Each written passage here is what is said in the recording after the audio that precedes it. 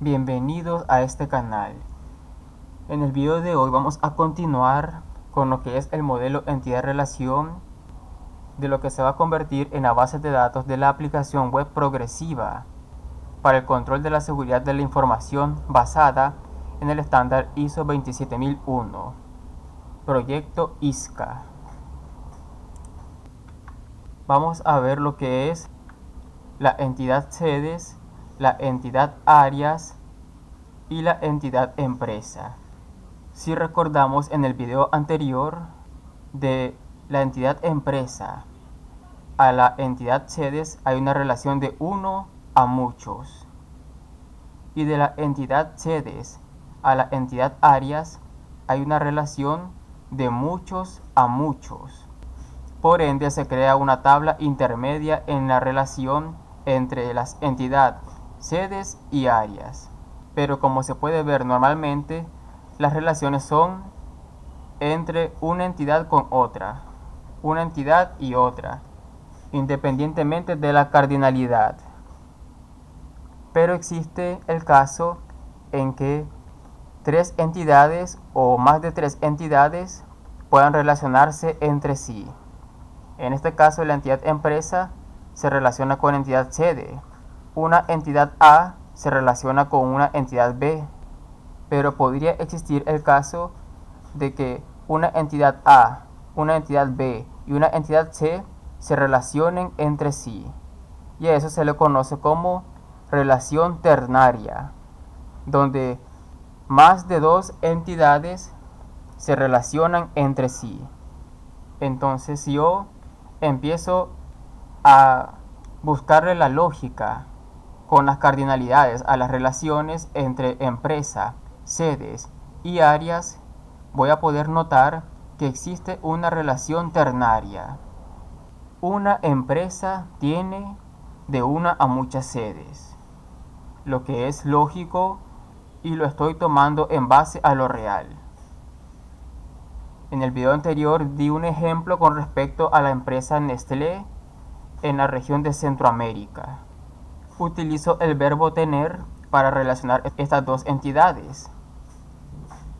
Ahora voy a utilizar el mismo verbo tener, pero para ver si existe una lógica en la relación entre la entidad empresa, sedes y áreas. Ahora voy a usar la imaginación y voy a usar un rombo y el verbo tener o tiene. Y empiezo siempre con la cardinalidad de nivel inferior o la más baja. Una empresa tiene de una a muchas sedes. Y también esa misma empresa tiene de una a muchas áreas, lo cual tiene sentido. Ahora voy a empezar con la entidad sedes.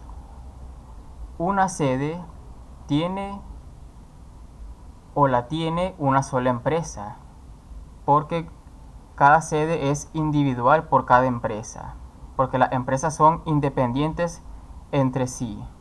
Entonces, una sede solamente le corresponde o solo la tiene una sola empresa. Y esa misma sede tiene de una a muchas áreas. Y también se le encuentra el sentido a esa relación entre estas tres entidades. Ahora vamos a ver si existe un sentido con la entidad áreas. Y empezamos con la entidad áreas. Un área o una misma área la tiene de una a muchas sedes. Y esa misma área o una sola área la tiene una sola empresa. También tiene sentido decir eso. Entonces podemos decir que con un mismo verbo, que sería el tener, podemos perfectamente relacionar tres entidades, porque al utilizar la cardinalidad menor entre las tres entidades, podemos encontrar una lógica en la relación y podemos lograr obtener lo que es una relación ternaria. Entonces, ¿qué significa esto? Que este diseño que está acá podría ser el modelo número 1, y al ir desarrollando la lógica y encontrar que existe una relación ternaria entre tres entidades, podemos sacar un modelo entidad-relación en su versión 2. Entonces, si se fijan en las relaciones entre empresas, sedes y áreas, tengo un número 4, que hace referencia aquí en la parte de abajo a que existe una relación ternaria entre esas tres entidades. Ahora vamos a ver lo que es la entidad área, que la relacionamos con una entidad llamada procesos. Ambas entidades son entidades abstractas. Entonces, un área tiene de uno a muchos procesos. Por ejemplo, el área de recursos humanos tiene el proceso de reclutamiento de personal. El otro proceso que se podría llamar nómina. Entonces estamos viendo ahí que el área recursos humanos tiene de uno a más procesos. Es una relación que tiene sentido. Ahora, un solo proceso lo tiene una sola área, porque el proceso de reclutamiento de personal no le corresponde a ninguna otra área que no sea el de recursos humanos. Entonces, la relación de procesos a áreas es de 1 a 1. De áreas a proceso, 1 a muchos, y de proceso a área, 1 a 1. Y al final, una vez que se define la cardinalidad de áreas a procesos y de procesos a áreas, tenemos que la relación final termina siendo 1 a muchos. Después tenemos que de procesos sacamos lo que es una entidad débil. Y en el modelo entidad-relación, las entidades débiles se representan con doble rectángulo. Adentro el nombre de la entidad, y siempre para relacionar utilizamos el rombo y adentro un verbo. Se dice que una entidad es fuerte si puede existir por sí misma, sin que dependa de la existencia de otra entidad. Por el contrario, si una entidad depende de la existencia de otra, será débil por existencia. Una entidad débil es una entidad cuya existencia depende de la existencia de otra entidad. Estas son las propiedades de la entidad débil: objetivos, que depende de la existencia de la entidad procesos. Entonces, empezamos con la cardinalidad. Un proceso tiene de 1 a muchos objetivos, que son los objetivos por el cual existe el proceso en la empresa. Y un solo objetivo lo tiene o le corresponde a un solo proceso. Y al final, después de que definimos la cardinalidad entre objetivo a proceso y de proceso a objetivo, obtenemos al final una relación que va de 1 a muchos. Tenemos la entidad proceso que se relaciona con la entidad activos de la información. Utilizo el verbo ocupar, y los activos de la información se relacionan con los procesos de la empresa. Los procesos son los que ocupan los activos de la información. Entonces definimos las áreas, definimos cuáles son los procesos de cada área, y a cada uno de esos procesos verificamos cuáles son los activos de la información de la empresa que se ocupan por cada proceso. Empezamos con la cardinalidad menor, empezando con la entidad procesos. Un proceso ocupa de 1 a muchos activos de la información. Como ya sabemos, pueden ser impresoras, papel, computadoras de escritorio, laptops, cables de red, routers. Ahora vamos de activos a procesos. Un activo lo ocupa de 1 a muchos procesos. En el caso de los modem Wi-Fi, podrían ocuparlo muchos procesos. Entonces vemos que al final la relación termina siendo de muchos a muchos. En este caso, por la regla se crearía una tabla intermedia, porque la relación es de muchos a muchos. Una tabla intermedia en esta relación que no necesariamente debe llamarse ocupar. Las tablas intermedias deben de tener sus propios atributos. En este caso, esta tabla intermedia lo que va a tener como atributos van a ser las claves primarias de las entidades que se están relacionando, que serían activos de la información y procesos. Proceso le pasa su clave primaria a la tabla intermedia y al pasársela a la tabla intermedia se convierte en una clave foránea o clave extranjera. Y la entidad activos le pasa su clave primaria a la tabla intermedia y la tabla intermedia la obtiene como una tabla foránea, como una clave foránea o una clave extranjera. Entonces ahí tendríamos ya dos atributos, pero en este caso no le puse los atributos de la clave foránea.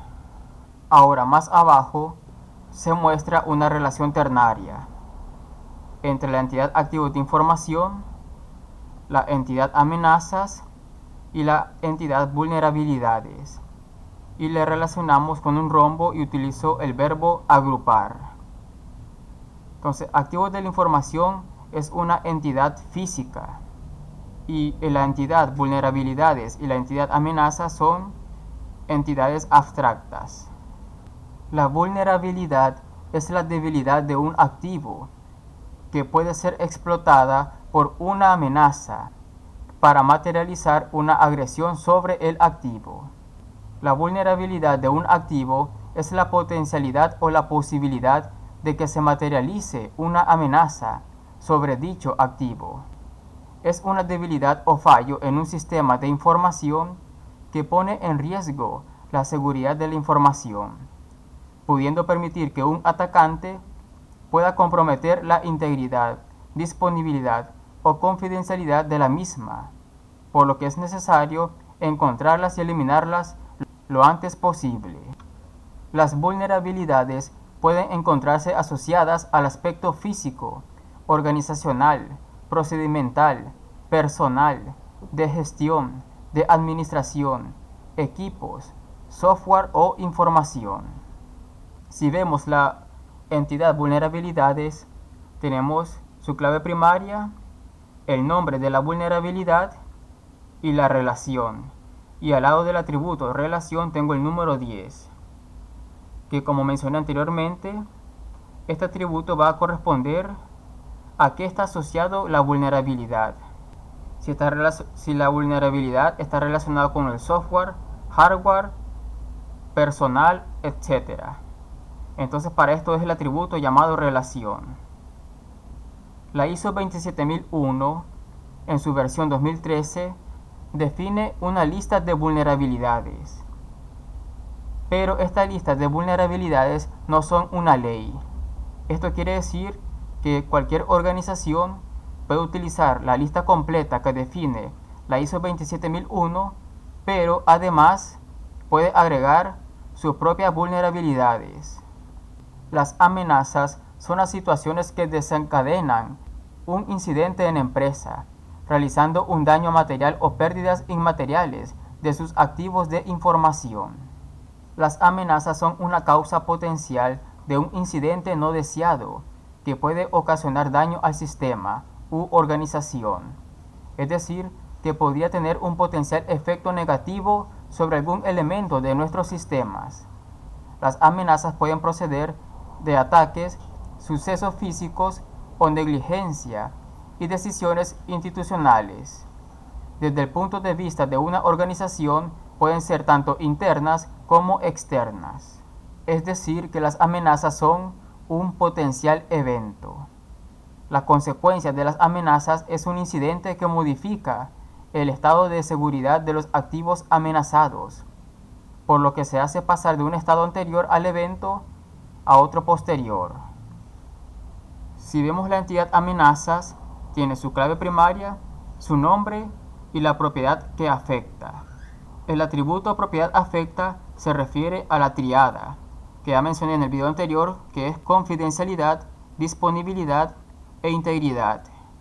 La ISO 27001 en su versión 2013 también define una lista de amenazas, pero al igual que las vulnerabilidades no son una ley y la organización, además de poder utilizar la lista que define la ISO también puede agregar sus propias amenazas. En este caso, llenando los atributos correspondientes a la entidad.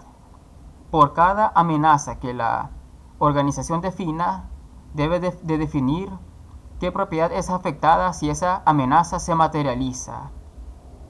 Si la propiedad afectada al materializarse es la de confidencialidad, si es la de disponibilidad o si es la de integridad. Entonces, las vulnerabilidades y las amenazas están asociadas a los activos de la información. Por ende, fácilmente podemos encontrar una relación entre tres entidades y la existencia de una relación ternaria. Si vemos la relación o la lógica de la relación, una vulnerabilidad está agrupada por uno o muchos activos, porque una misma vulnerabilidad puede ser encontrada en uno a muchos activos, y esa misma vulnerabilidad puede desencadenar de una a muchas amenazas. Entonces hay una agrupación. Ahora empezamos con activos. Un activo puede tener de una a muchas vulnerabilidades. Un activo de la información puede ser amenazado por una a muchas amenazas. Una amenaza puede ser ejecutada por una o muchas vulnerabilidades. Y una amenaza puede afectar a uno o muchos activos. Según las definiciones que di anteriormente y la lógica que estamos sacando entre las tres relaciones, podemos ver que claramente hay una relación ternaria. Pero también podemos ver que las relaciones que hay entre estas tres entidades es de muchos a muchos. De muchos a muchos. Y se crea una tabla intermedia que puede tener sus propios atributos. En este caso, su clave primaria, porque toda tabla debe tener su clave primaria y un atributo llamado nombre del grupo, para agrupar activos con vulnerabilidades y amenazas. Ahora, esta relación tiene un número 8. Si nos vamos aquí al lado, podemos ver que el número 8 dice grupo de activos y sus riesgos. ID vulnerabilidad y ID amenaza se permite el valor de nulo para crear el grupo de activos al tenerlos ingresados. ¿Qué quiere decir esto? Que la organización en nuestro proyecto va a poder ingresar la lista de sus activos de información. Una vez que haya definido sus activos de la información, va a comenzar a realizar o a definir a partir de cada uno de los activos las vulnerabilidades y las amenazas. Aquí nosotros tenemos una nueva tabla. Esta tabla va a recibir, además de sus dos propiedades, va a tener tres propiedades más, que son las claves foráneas o las claves extranjeras, que corresponden a las claves primarias de las entidades que se están relacionando. Generalmente, cuando yo paso el modelo entidad-relación al sistema gestor de bases de datos, el nombre que yo le coloco a la clave primaria en una entidad es el mismo nombre que le coloco a la tabla que tiene como propiedad foránea. Por ejemplo, si la clave primaria de la entidad de vulnerabilidades yo le coloqué el nombre de ID vulnerabilidad, al momento de convertirse en una clave foránea en esta tabla de acá, también le coloco el mismo nombre, ID vulnerabilidad. Ahora, una vez que la organización haya definido todos sus activos de la información, va a pasar a definir o primero las vulnerabilidades o primero las amenazas. Suponiendo que ese sea el caso, si empieza por las vulnerabilidades, ingresa las vulnerabilidades o registra las vulnerabilidades y le pasa su ID a la tabla que se crea intermedia. Pero al momento de pasar el ID de vulnerabilidad a la tabla intermedia, no va a pasar el ID amenaza, porque está primero registrando las vulnerabilidades en la tabla intermedia. Entonces por eso yo coloco acá ID vulnerabilidad haciendo referencia a la tabla intermedia. y ID amenaza, también haciendo referencia a la propiedad clave foránea de la tabla intermedia. Se permite que sean valores nulos. Entonces, recordemos que la ISO 27001 tiene una lista de vulnerabilidades y tiene una lista de amenazas. Pero en la tabla intermedia todavía no se han agrupado esos datos. Las entidades ya tienen sus datos, tanto activos como vulnerabilidades y amenazas. Pero al momento de agrupar, empezamos a relacionar activos con vulnerabilidades y hasta después los activos con amenazas. Entonces, para evitar un error en el sistema de gestor de bases de datos, permitimos que las claves foráneas en la tabla intermedia sean nulas. Esto se va a entender un poco mejor cuando estemos trabajando en el modelo vista controlador de la aplicación. Ahora, una vez que se agrupan los activos con sus vulnerabilidades y sus amenazas, aparece lo que se llama los riesgos. Y como los riesgos dependen de los activos de la información, sus vulnerabilidades y sus amenazas, es una entidad débil. La vulnerabilidad y la amenaza es importante diferenciarlo claramente de un riesgo, porque la existencia del riesgo en sí depende de la coexistencia de una amenaza y una vulnerabilidad. Por un lado, las vulnerabilidades son defectos o debilidades en un activo. Por otro, las amenazas pueden desencadenar o explotar una vulnerabilidad para comprometer algún aspecto del activo. En definitiva, las amenazas son externas a los activos de información y las vulnerabilidades suelen ser atributos o aspectos del activo que la amenaza puede explotar. El riesgo es la probabilidad de que se produzca un incidente de seguridad, materializándose una amenaza y causando pérdidas o daños. Se mide asumiendo que existe una cierta vulnerabilidad frente a una determinada amenaza, como puede ser un hacker, un ataque de denegación de servicios o un virus. El riesgo depende entonces de los siguientes factores: la probabilidad de que la amenaza se materialice aprovechando una vulnerabilidad y produciendo un daño o impacto. Con respecto a la definición anterior, está más que claro que el riesgo se debe de definir como una entidad débil. A través de la tabla intermedia creamos una relación con la entidad débil riesgos, y aquí la relación entre la tabla intermedia y riesgo es de 1 a muchos. De la tabla intermedia 1 a riesgos llegamos con muchos. Aquí tuve una equivocación, aquí serían 1 y 1 y aquí 1 muchos. La entidad débil tiene sus propios atributos, así como su propia clave primaria. Y luego tenemos lo que es la entidad matriz, que también es una entidad abstracta, al igual que riesgos. El sistema de gestión de seguridad de la información, uno de los aspectos que toma en cuenta es la evaluación de los riesgos. Y existen diferentes herramientas para evaluar los riesgos. En este modelo entidad-relación yo decidí utilizar una herramienta llamada matriz probabilidad e impacto. La relación entre riesgos y la matriz es de muchos a muchos, creando una tabla intermedia, y en la relación utilizo el verbo evaluar. Y como ya mencioné varias veces, la tabla intermedia puede tener sus propios atributos. Ahora voy a abrir el navegador de Google Chrome.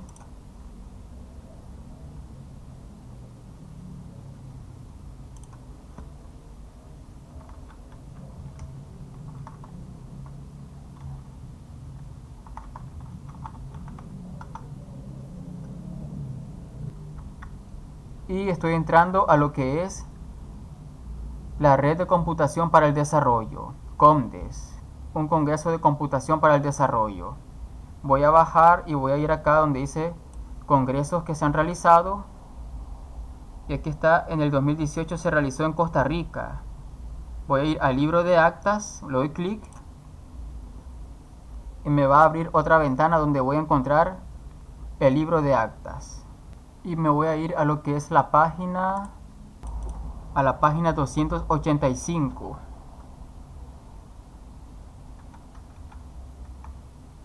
Y aquí está mi proyecto que fue aceptado por esta red de computación que es a nivel internacional, donde apliqué con un proyecto llamado aplicación web para la gestión de proyectos. Aquí yo desarrollé la herramienta de la matriz probabilidad e impacto.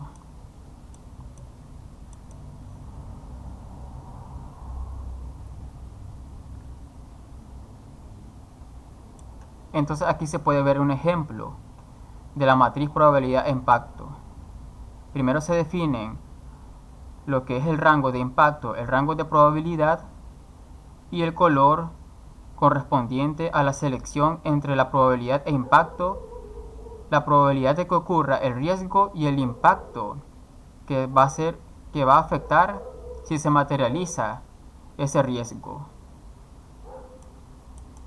Y aquí tenemos la matriz de probabilidad e impacto. Una vez que la organización define el riesgo, lo selecciona y según la configuración que realizó anteriormente y luego realiza la selección, se puede seleccionar qué tipo de riesgo es y qué clasificación obtiene. Entonces esta herramienta es la que yo decidí definir en el modelo entidad-relación que les mostré. Este es uno de los dos proyectos en los que se me fue aceptado, que antes de ser aceptado tuvo que ser revisado por personas del comité científico de esta red de computación para el desarrollo, que está compuesto por personas con el grado de doctorado y maestría.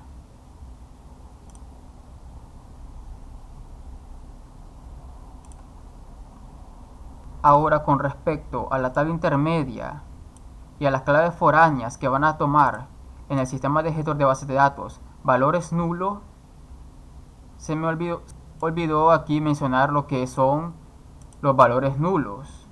Un atributo toma un valor nulo cuando una entidad no tiene un valor para un atributo. El valor nulo también puede indicar no aplicable, es decir, que el valor no existe para la entidad. Por ejemplo, una persona puede no tener segundo nombre de pila. Nulo puede también designar que el valor de un atributo es desconocido. En este caso, permitimos el valor nulo no porque no conozcamos el valor, sino porque al momento de que se están agrupando las vulnerabilidades con los activos, estamos omitiendo la agrupación de las amenazas. Entonces el ID amenaza quedaría temporalmente nulo. Pero una vez que la organización ya haya definido las vulnerabilidades y los activos, comienza con lo que es amenazas y comienza a agruparlos, y el ID amenaza deja de ser nulo. Pero en el sistema de gestor de bases de datos debemos de definir que estos valores pueden ser nulos para evitar errores.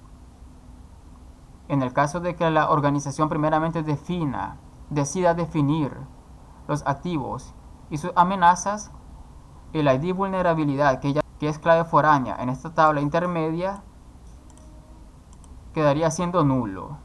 Ahora tengo aquí lo que es la entidad colaborador, y en la propiedad contraseña tengo el número 3, que es el tipo de contraseña, que solamente aquí abajito le he definido tres propiedades, tres valores: temporal, activo e inactivo. El valor activo es el valor de la contraseña, que es el valor que va a tener la contraseña con la cual el usuario va a poder estar iniciando sesión.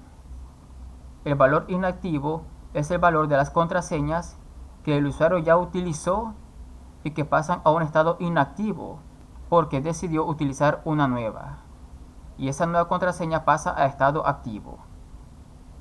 ¿Qué quiere decir esto? Que yo mantengo un registro de todas las contraseñas utilizadas por el usuario para evitar que este usuario pueda volver a utilizar una contraseña que ya utilizó anteriormente, y así le doy una capa más de seguridad a la aplicación. Cada vez que el usuario desea cambiar su contraseña, No elimino la contraseña, la paso a un estado inactivo. Y la nueva contraseña pasa a un estado activo. Ahora, el valor de temporal es para las contraseñas que va a autogenerar la aplicación. ¿Cuándo se generaría una contraseña temporal? Cuando el usuario olvida su contraseña activa y decide que la aplicación le envía a su correo una manera de poder acceder. En este caso, la aplicación crearía una contraseña temporal, se le envía a su correo y el usuario accede a la aplicación utilizando la contraseña temporal. Pero una vez que se crea la contraseña temporal, la contraseña que él olvidó y que estaba en activo pasa al estado inactivo. El usuario accede con la contraseña temporal y obligatoriamente debe de crear una nueva contraseña. Una vez que establece esa nueva contraseña, la contraseña con el estado temporal se elimina y la nueva contraseña pasa al estado activo. En la entidad empresa tenemos lo que es el atributo de licencia y tenemos el número 5 aquí al ladito. Si nos vamos para abajo, podemos observar que el atributo puede tomar 4 valores: gratuita, estándar, platino y oro, que si recordamos en los videos anteriores, cuando estamos desarrollando la página de contenido o la página de bienvenida, definimos cuáles son las licencias que le vamos a ofrecer a nuestro usuario. La licencia gratuita, en la que definimos un coste y una cantidad de funcionalidades, y lo mismo para las demás licencias. Y el usuario va a decidir qué licencia ocupar y lo que va a pagar y las funcionalidades a ocupar con respecto a la licencia que él elija. Si recordamos en el video en el que estamos creando la página de contenido de bienvenida, creamos una tabla en la que definimos cuáles son las funcionalidades y cuál es el coste por cada licencia. Así registramos cuál es la licencia que está ocupando la organización X, Y y Z. Y esto es lo que sería la versión 1 del modelo entidad-relación del proyecto ISCA, Information Security Standard Compliance Advisor. Este modelo entidad-relación pasa al sistema de gestor de bases de datos, las entidades se convierten en tablas, las relaciones muchos a muchos que crearon una tabla intermedia se convierten en tablas, y como mencioné en el video de la parte 1 del modelo de entidad-relación de este proyecto, ahí menciono cuando una propiedad o cuando una clave primaria pasa a ser una clave foránea, que depende de las relaciones finales entre las entidades. Y en el siguiente video vamos a continuar con lo que es el desarrollo de la aplicación. Si les gustó este video, denle like, compartan este video en sus redes sociales y compartan la lista de reproducción de este curso en sus redes sociales. Dejen un comentario en la parte de abajo del video diciendo qué piensan de este curso, qué piensan de este video en específico. Suscríbanse a mi canal y denle clic a la campanilla para recibir las notificaciones de los nuevos videos. Apóyenme con sus suscripciones y con compartir este curso o este video para que podamos alcanzar a los 1000 suscriptores.